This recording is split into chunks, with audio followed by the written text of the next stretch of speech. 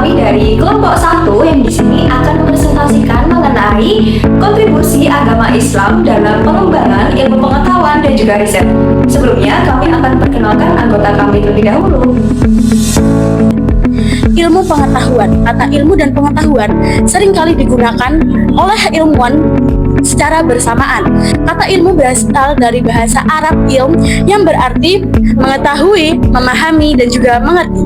Sedangkan kata pengetahuan menurut KBBI didefinisikan sebagai segala sesuatu yang diketahui kepandaian atau segala sesuatu yang diketahui berkenaan dengan hal mata pelajaran. Ilmu pengetahuan didefinisikan sebagai hasil dari proses untuk memahami dan mengetahui suatu hal melalui akal pikiran yang kemudian menjadi dasar bagi manusia untuk memperoleh pemahamannya lebih mendalam mengenai berbagai hal kehidupan.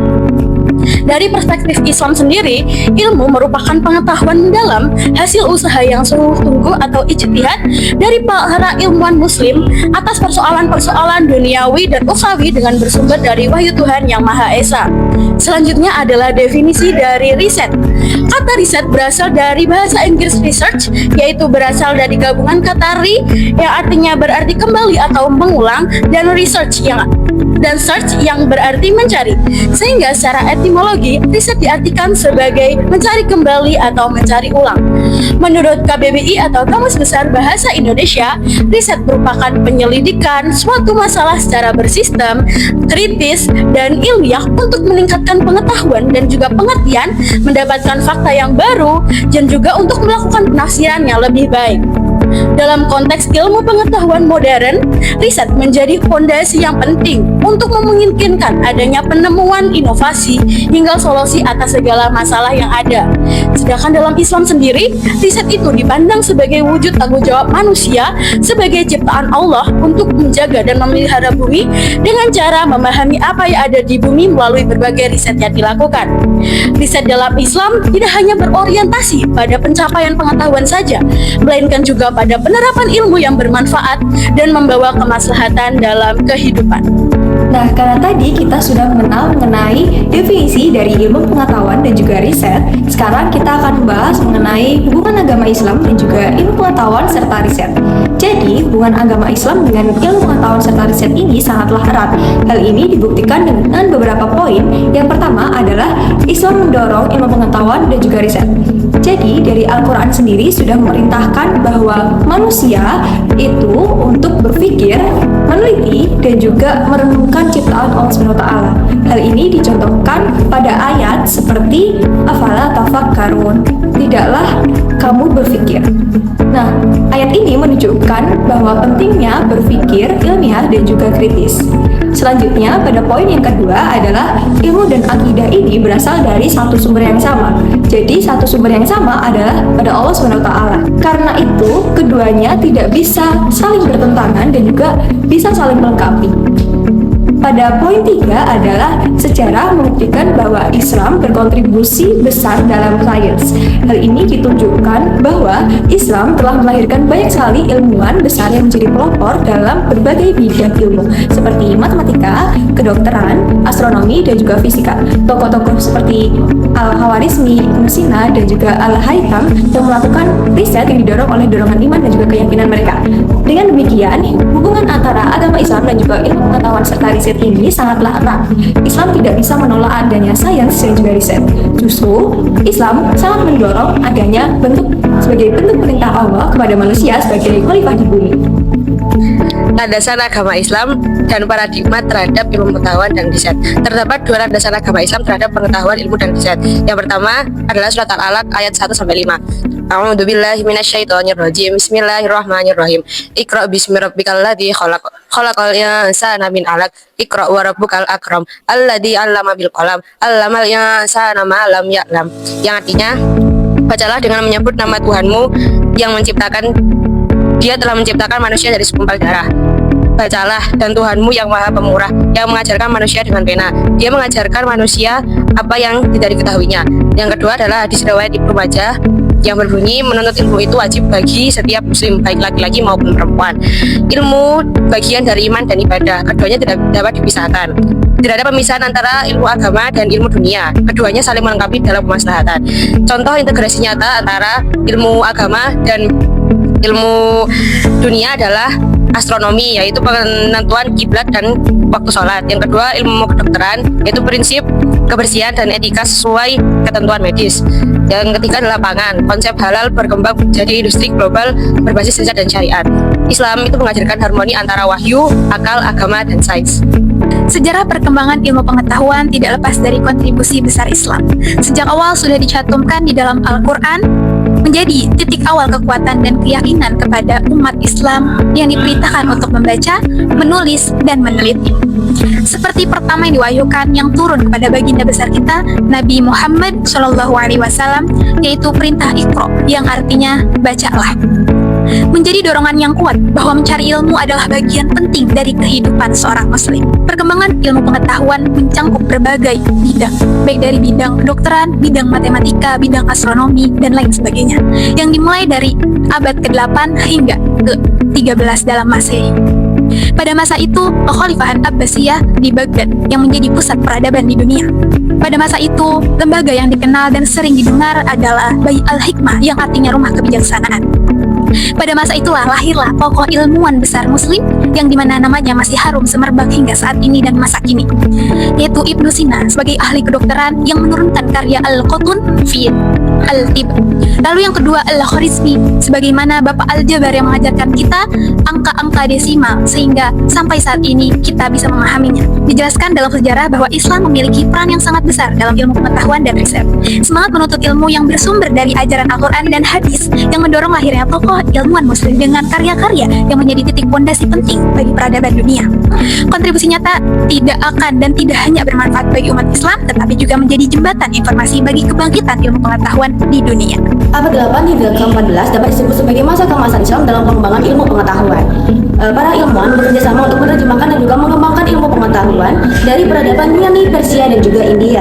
Pusat penelitian utamanya adalah di Baitul Hikmah, Baghdad. Tokoh yang sangat berpengaruh di masa ini adalah Al-Khwarizmi dan juga Ibnu Sina. Muhammad Ibnu Musa Al-Khwarizmi atau yang disebut dengan Bapak Al-Jabar adalah seorang cendekiawan Baitul Hikmah yang ahli dalam bidang matematika, astronomi, dan juga geografi. Al-Khwarizmi mengenalkan angka-angka Hindu dan juga sistem bilangan desimal. Melalui karyanya Al-Kitab Al-Muqtahzar fi Hisab Al-Jabar wal Muqabalah yang menjadi dasar dan juga fondasi ilmu aljabar modern hingga saat ini. Ia juga menuliskan berbagai karya lainnya pada bidang astronomi yang diterbitkan pada kisaran tahun 813 sampai dengan 833. Yang selanjutnya adalah Ibnu Sina adalah seorang intelektual jenius yang telah menguasai berbagai bidang ilmu pada usianya baru 18 tahun.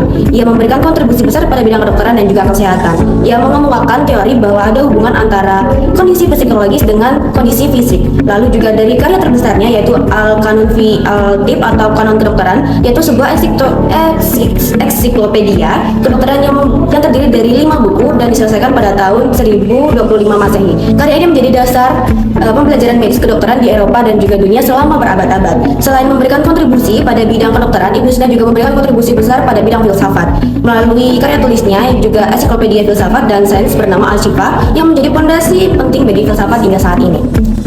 Islam sejak awal menekankan pentingnya ilmu. Bahkan wahyu pertama adalah Iqra yang artinya bacalah. Karena itu lahirlah zaman keemasan Islam pada abad ke-8 sampai ke-14, di mana Baghdad, Kairo, dan Cordoba jadi pusat ilmu dunia. Ilmuwan muslim saat itu mengembangkan kedokteran, astronomi, dan matematika yang kemudian menginspirasi kebangkitan Renaissance di Eropa. Di era modern, semangat itu masih ada. Contohnya Ahmad Zewa meraih Nobel Kimia dan Abdus Salam meraih Nobel Fisika. Selain itu, ada juga ekonomi syariah dan teknologi yang sesuai dengan syariat Islam. Jadi Islam bukan hanyalah mendorong ilmu, tapi juga memastikan ilmu dipakai untuk kebaikan manusia. Nah, apa aja sih tantangan dalam menghadapi perkembangan iptek dalam perspektif Islam? Perkembangan ilmu pengetahuan dan teknologi iptek saat ini membawa banyak manfaat bagi kehidupan manusia seperti kemudahan dalam berkomunikasi, transportasi, pendidikan maupun pelayanan kesehatan. Namun, dalam perspektif Islam, perkembangan iptek juga menimbulkan sejumlah tantangan yang perlu disikapi dengan bijak agar tidak bertentangan dengan nilai syariat. Yang pertama itu adalah tantangan akidah dan moralitas. Nah, iptek ini dapat mengaruhi cara berpikir manusia. Misalnya, munculnya paham materialisme atau sekulerisme yang berlebihan dapat membuat sebagian orang menjauh dari nilai spiritual. Dalam Islam ini, iptek seharusnya dipandang sebagai sarana untuk mengenal kebesaran Allah Subhanahu wa taala, bukan sebagai sesuatu yang menyingkirkan agama. Yang kedua, penggunaan teknologi untuk hal yang negatif. Contohnya adalah seperti penyalahgunaan pornografi, perjudian online, penyebaran hoaks maupun cybercrime. Tantangan bagi umat Islam ini adalah bagaimana menggunakan teknologi secara selektif dan bertanggung jawab sesuai ajaran Islam.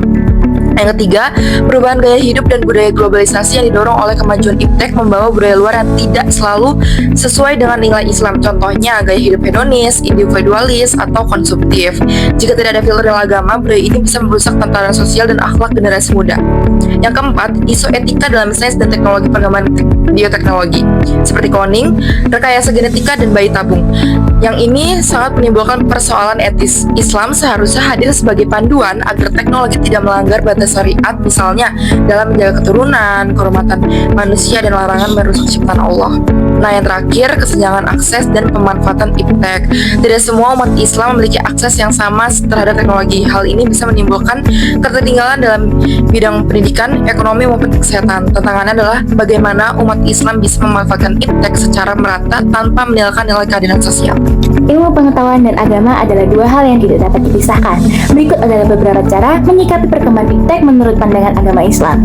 Yang pertama, ada sikap keterbukaan terhadap perkembangan iptek. Diperlukan sikap keterbukaan ini dengan tidak menolak secara mentah-mentah perkembangan iptek, melihat dari sisi siapa yang menyampaikan atau menciptakannya. Yang kedua, ada sikap kritis dan selektif terhadap perkembangan iptek. Tidak semua perkembangan iptek bisa diterima begitu saja. Diperlukan sikap kritis dan selektif untuk menilai baik dan buruknya. Nah, penilaian ini dapat diukur dengan melihat apakah hal tersebut menjaga 5 aspek utama kehidupan, yaitu agama, jiwa, akal, keturunan, dan harta.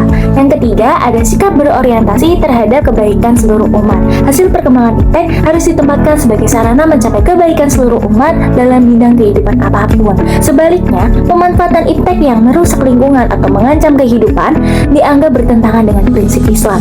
Yang keempat, ada sikap bertanggung jawab. Sikap bertanggung jawab baik secara moral maupun etika. Islam sendiri menegaskan bahwa ilmu yang tidak disertai dengan akhlak dan moral yang baik akan menimbulkan kerusakan. Dengan memastikan perkembangan iptek ini memberikan manfaat pada seluruh umat, bukan hanya untuk kepentingan beberapa pihak. Sebagai kesimpulan, kita tahu bahwasanya Islam menempatkan ilmu pengetahuan pada posisi yang sangat penting, bahkan menuntut ilmu dianggap sebagai ibadah. Sejarah mencatat, kejayaan peradaban Islam pada masa keemasan ketika para ilmuwan Muslim seperti Ibnu Sina, Al-Hawarizmi, dan Al-Farabi memberikan kontribusi besar dalam bidang kedokteran, matematika, filsafat, serta ilmu pengetahuan lainnya. Penemuan-penemuan mereka menjadi dasar bagi perkembangan sains modern hingga saat ini. Dalam pandangan Islam, akal dan wahyu tidak dipisahkan, melainkan saling melengkapi. Akal digunakan untuk memahami ciptaan Allah dan mengembangkan ilmu, sementara wahyu berfungsi sebagai pedoman agar ilmu tidak disalahgunakan dan tetap membawa manfaat. Dengan demikian, ilmu pengetahuan dalam Islam tidak hanya mengejar kemajuan materi, tapi juga diarahkan untuk membentuk peradaban yang berakhlak dan bermoral. Namun, perkembangan iptek modern membawa tantangan tersendiri. Di satu sisi, teknologi memberi kemudahan dan membuka peluang kemajuan, tetapi di sisi lain juga dapat menimbulkan masalah baru, seperti krisis moral, lemahnya akidah, serta dampak negatif sosial maupun lingkungan. Oleh karena itu, diperlukan sikap kritis dan bijak agar kemajuan ilmu tetap sesuai dengan nilai-nilai Islam serta bermanfaat bagi umat manusia. Untuk sarannya sendiri, sebagai generasi muda, sebaiknya kita meneladani semangat para ilmuwan Muslim dengan giat belajar, berpikir kritis, serta menjadikan ilmu sebagai sarana kemaslahatan. Para peneliti dan akademisi juga sangat penting untuk mengkaitkan riset dengan nilai-nilai Islam agar hasilnya lebih bermanfaat dan bermoral. Masyarakat diharapkan bijak menggunakan teknologi dengan menjadikan agama sebagai pedoman. Sementara itu, pemerintah dan lembaga pendidikan perlu mendukung pengembangan riset yang memadukan ilmu pengetahuan dan agama agar umat Islam siap menghadapi tantangan zaman.